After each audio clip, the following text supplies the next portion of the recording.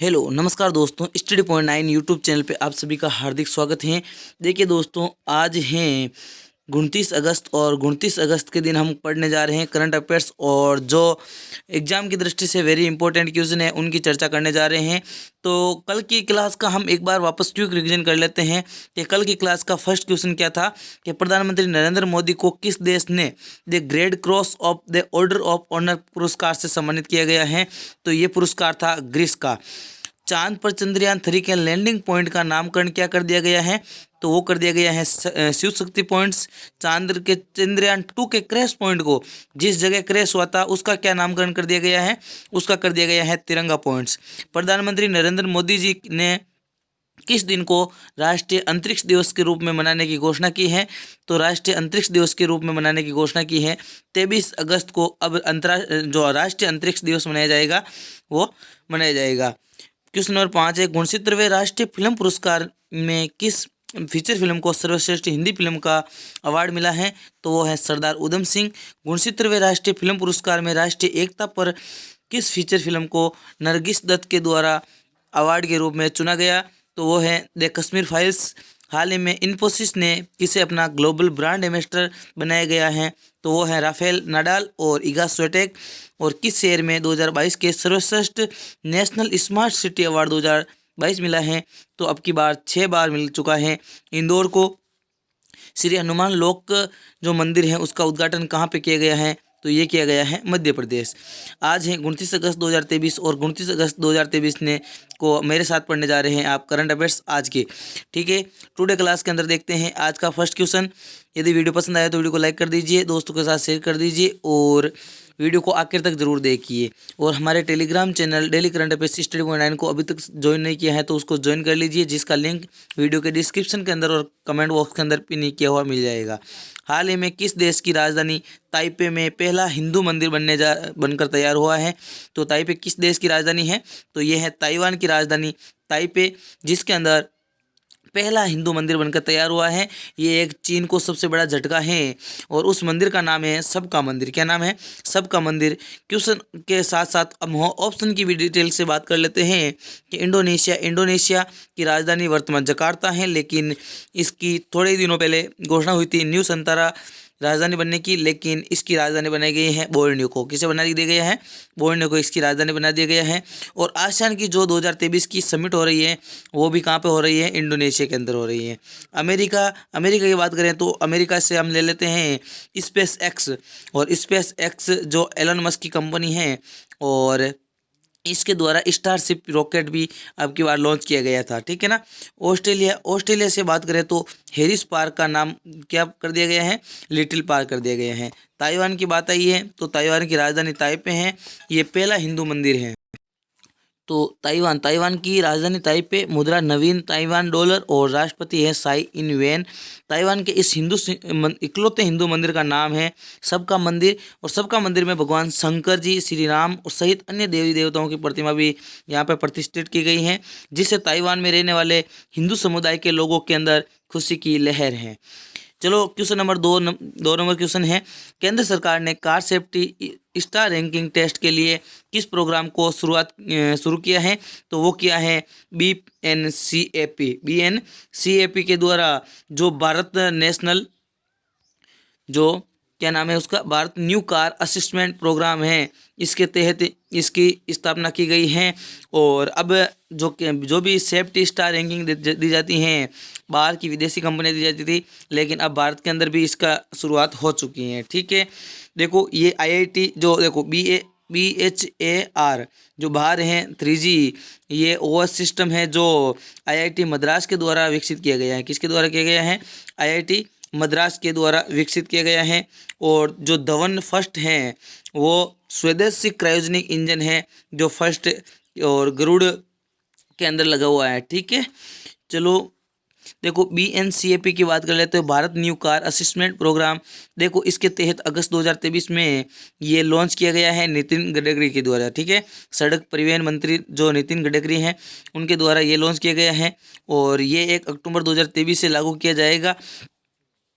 किसी भी स्तर में ग्लोबल जो BNCAP है उसमें कमी नहीं होगी। और इसके अंदर भारत की सड़कों, ड्राइविंग पैटर्न और बाकी परिस्थितियों को ध्यान में रखते हुए ये बनाया गया है। क्या है सेफ्टी रैंकिंग? तो देखो इसके अंदर है कि केंद्रीय जो मंत्री कैटेगरी है उनके द्वारा कार बनाने वाली कंपनियों के लिए सेफ्टी स्टार रैंकिंग जो रेटिंग दी जाती है वो अनिवार्य नहीं है, वैकल्पिक रखा गया है। इस अनुसार अपनी कारों की सेफ्टी ऑडिट करा सकते हैं।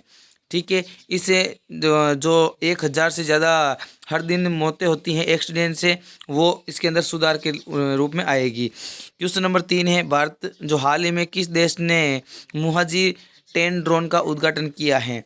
तो मुहाजी जो 10 ड्रोन है उसका उद्घाटन किया है ईरान। किसके द्वारा किया गया है? ईरान के द्वारा किया गया है।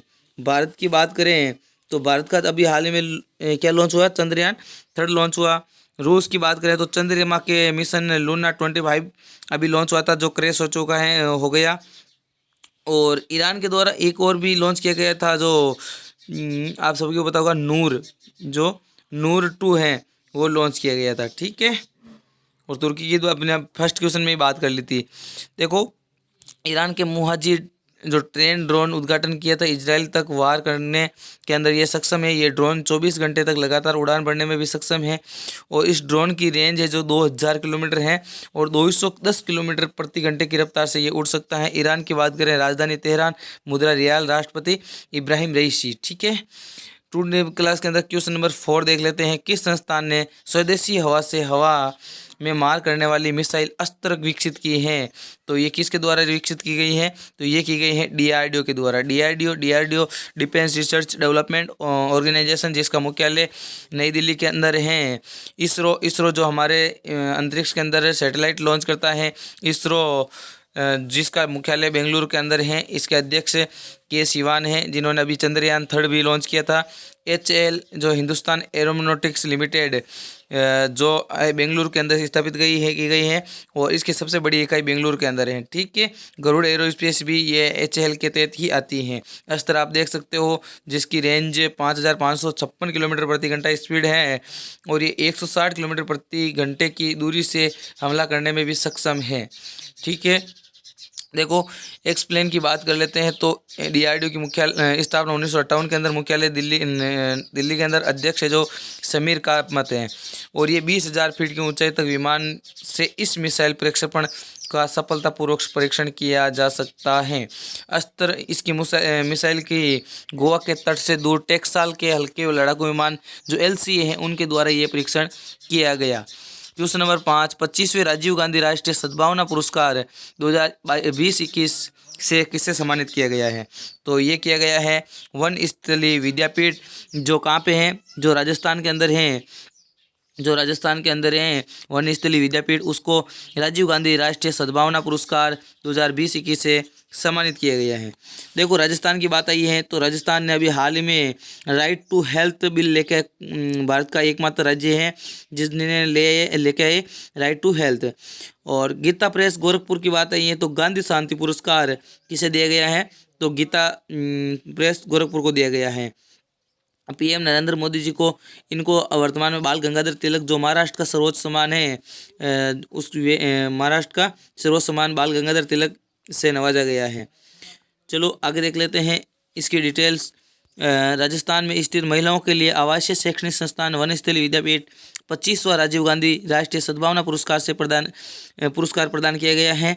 राजीव गांधी राष्ट्रीय सद्भावना पुरस्कार के बारे में भारत छोड़ो आंदोलन की स्वर्ण जयंती को चिन्हित करने के लिए 1992 में स्थापित ये पुरस्कार शांति सद्भावना और सांप्रदायिक सद्भावना और राष्ट्रीय एकता के लिए विशेष योगदान के लिए किसी व्यक्ति या संस्थान को दिया जाता है। क्वेश्चन नंबर 6 है, किस देश ने भारत के साथ व्यापार बढ़ाने के लिए जो अलाइव विद अपॉर्चुनिटी अभियान शुरू किया है? तो ये किया गया है भारत के साथ ब्रिटेन के द्वारा। किसके द्वारा किया गया है? ब्रिटेन के द्वारा शुरू किया गया है और इसके तहत फ्री ट्रेड एग्रीमेंट हुआ था। और देखिए ये तो हो गया ब्रिटेन। देखो ब्रिटेन की बात आती है तो 2022 के अंदर ट्रैफिक इंडेक्स के अंदर ब्रिटेन का राजधानी लंदन जो ट्रैफिक इंडेक्स 2022 की फर्स्ट रैंक पे थी। जर्मनी की बात आई है तो जर्मनी हाइड्रोजन टास्क फोर्स बढ़ाने वाला पहला देश। जापान के साथ भारत के समझौता बुलेट ट्रेन को लेके। और तंजानिया की बात करें तो स्वदेशी करेंसी के अंदर ये जो व्यापार है वो करने जा रहा है तंजानिया। ठीक है, बात कर लेते हैं ये फ्री ट्रेड एग्रीमेंट की। तो इसके अंदर ब्रिटेन की राजधानी लंदन, प्रधानमंत्री Rishi Sunak, currency pound sterling, सम्राट है चार्ल्स द्वितीय। ये अभियान लोगों और विचारों, संस्कृति और निवेशों के परिसर जो प्रक्रिया है उसको उजागर करके बेहतर समझ और सहयोग को बढ़ावा देने के लिए एक मंच के रूप में कार्य करेगा। ठीक है, क्वेश्चन नंबर 7 है, राष्ट्रीय खेल दिवस कब मनाया जाता है? तो ये मनाया जाता है 29 अगस्त को। कब मनाया जाता है? 29 अगस्त को मनाया जाता है राष्ट्रीय खेल दिवस। जो हॉकी के जादूगर मेजर ध्यानचंद के जन्म उत्सव पर 29 अगस्त को राष्ट्रीय खेल दिवस मनाया जाता है। हॉकी खिलाड़ी मेजर ध्यानचंद 29 अगस्त को खेल दिवस मनाया जाता है उनकी जयंती पर। 6 अगस्त को मेजर ध्यानचंद के सम्मान में उनके नाम पर राष्ट्रीय खेल रत्न पुरस्कार का भी नामकरण किया गया था। क्वेश्चन नंबर 8 नंबर है, विश्व एथलेटिक चैंपियनशिप में स्वर्ण पदक जीतने वाले पहले भारतीय कौन बन गए हैं? तो वह बन गए हैं नीरज चोपड़ा। कौन बन गए हैं? भाला फेंक नीरज चोपड़ा बन गए हैं। मीराबाई चानू किससे संबंधित हैं? तो ये कुश्ती से संबंधित है। पीवी सिंधु बैडमिंटन से संबंधित है। प्रिया मलिक ये भी कुश्ती से, रेसलिंग से संबंधित हैं। ठीक है, चलो देखो, नीरज चोपड़ा ने हंगरी के बुडापेस्ट में आयोजित विश्व एथलेटिक चैंपियनशिप में उसके अंदर स्वर्ण पदक जीत का इतिहास रच दिया है। इस इवेंट के अंदर 40 साल के इतिहास को पहली बार किसी भारतीय ने गोल्ड मेडल जीता है। 2022 के अंदर वर्ल्ड चैंपियनशिप में 88.13 मीटर थ्रो के साथ उन्होंने रजत पदक जीता था।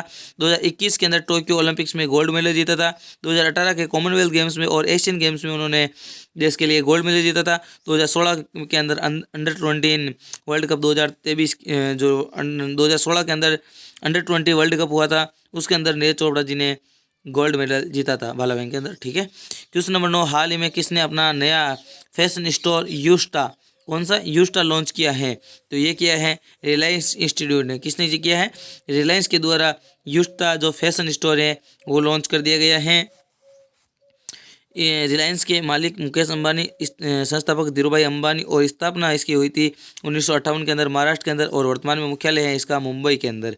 भारतीय मिलीनियर मुकेश अंबानी के नेतृत्व में रिलायंस इंस्टीट्यूट जो इंडस्ट्रीज हैं उसके जो रिटेल शाखा है रिलायंस रिटेल ने युवाओं के फैशन को महत्वपूर्ण बनाते हुए नए ब्रांड यूस्टा की शुरुआत की गई है। ब्रांड की शुरुआत हैदराबाद के साथ सूरत सिटी मॉल में अपने प्रमुख स्टोर के उद्घाटन के साथ हुई थी और ये कदम युवा की फैशन आवश्यकताओं को पूरा करके खुदरा बाजार में क्रांति लाने के लिए तैयार हैं। क्वेश्चन नंबर 10, विश्व का पहला स्पॉटलेस जिराफ किस देश में पैदा हुआ है? तो किस देश के अंदर हुआ था? तो ये हुआ है अमेरिका के अंदर विश्व का पहला स्पॉटलेस जिराफ जिसके ऊपर कोई किसी भी प्रकार की क्या नहीं है, स्पॉट नहीं है। ठीक है, स्पॉटलेस जो जिराफ है। अमेरिका, राजधानी वॉशिंगटन डीसी, मुद्रा डॉलर और राष्ट्रपति जो बाइडन, उपराष्ट्रपति Kamala Harris, space agency NASA. America के दे ब्राइड्स जू में एक बेदाग शिशु जिराफ का जन्म हुआ और ये माना जाता है कि ये दुनिया का एकमात्र एक रंग का जिराफ है। तो आज के लिए बस इतना ही। यदि वीडियो पसंद आया तो वीडियो को लाइक कर दीजिए, दोस्तों के साथ शेयर कर दीजिए और हमारे चैनल पे नए हैं तो चैनल को सब्सक्राइब जरूर कीजिए। थैंक यू, जय हिंद, जय भारत। मिलते हैं नेक्स्ट वीडियो के अंदर नए जोश नए जुनून के साथ।